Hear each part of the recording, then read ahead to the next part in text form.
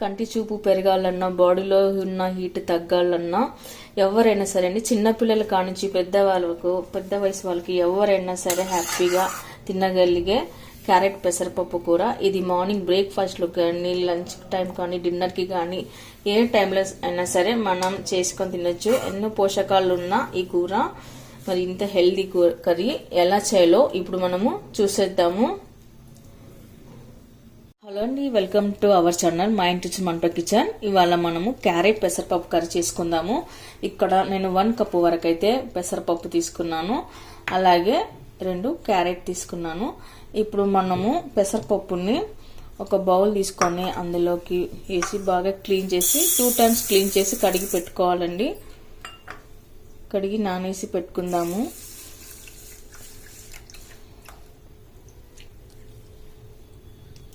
ఇలా 2 టైమ్స్ కడిగి క్లీన్ చేసి పెట్టుకున్న తర్వాత వాటర్ వేసి పెట్టుకుందాము. ఆ తర్వాత ఇప్పుడు మనం క్యారెట్ పైన ఉన్న చెక్కును తీసేయాలండి. లైట్గా ఇలా చెక్కును తీసేసి క్లీన్ చేసి తురుముకొని పెట్టుకోవాలి.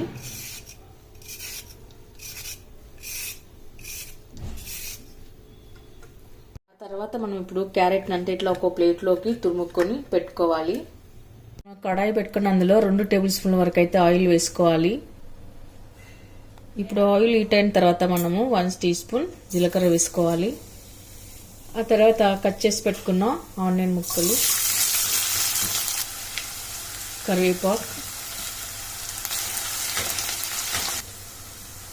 పసుపు, సాల్ట్ కొద్దిగా, దంచి పెట్టుకున్న 3 వెల్లుల్లి రెబ్బలు, ఇవన్నీ వేసాక ఒకసారి కలుపుకొని పెట్టుకుందాము.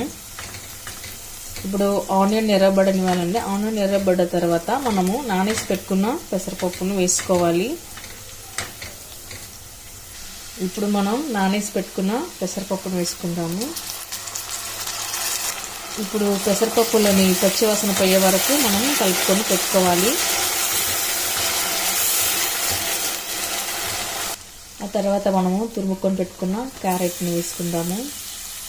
ఇప్పుడు క్యారెట్ పెసరపప్పు అంతా కలిసేలా కలుపుకొని పెట్టుకోవాలి.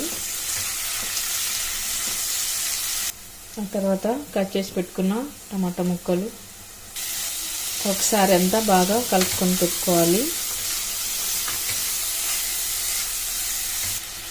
రెడ్ చిల్లీ పౌడర్ తగినంత, సాల్ట్ తగినంత, ధనియా పౌడర్ 1 టీ స్పూన్, ఇవన్నీ వేసాక ఒకసారి కలుపుకొని పెట్టుకోవాలి.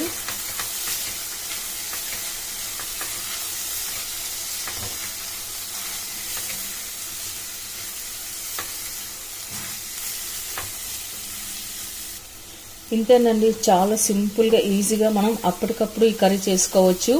ఈ కర్రీ రైస్లోకి, రోటీలోకి, పుల్కల్లోకి, చపాతీలోకి అన్నిట్లోకి చాలా బాగుంటుంది. కర్రీ కూడా మంచి టేస్ట్గా బాగుంటుందండి. మనం పప్పును ముందుగానే నానేయడం వల్ల పప్పు కూడా త్వరగానే ఉడికిపోయింది. మీకు ఇష్టమైతే వాటర్ వేసుకోండి, లేదంటే అవసరం లేదు. కర్రీ మాత్రం ఇలానే చాలా బాగుంటుంది. ఇప్పుడు మనం చివరన కొత్తిమీర వేసి గార్నిష్ చేసుకుందాము. ఇప్పుడు ఒక సర్వింగ్ బౌల్లోకి తీసుకుందాము. ఓకే అండి, చూసారుగా గుమగుమలాడే క్యారెట్ పెసరపప్పు కర్రీ అయితే రెడీ అయిపోయింది. కర్రీ హెల్త్ కూడా చాలా మంచిదండి. చాలా సింపుల్గా ఈజీగా మనం జస్ట్ 5 to 10 మినిట్స్ లోపల మనం చేసేయచ్చు, అప్పటికప్పుడు చేసేయచ్చు. మన దగ్గర ఏ కర్రీస్ ఏవి లేనప్పుడు ఇలా క్యారెట్ పెసరపప్పు కర్రీ చేసుకున్నామంటే చాలా అద్భుతమైన టేస్ట్ ఉంటుంది.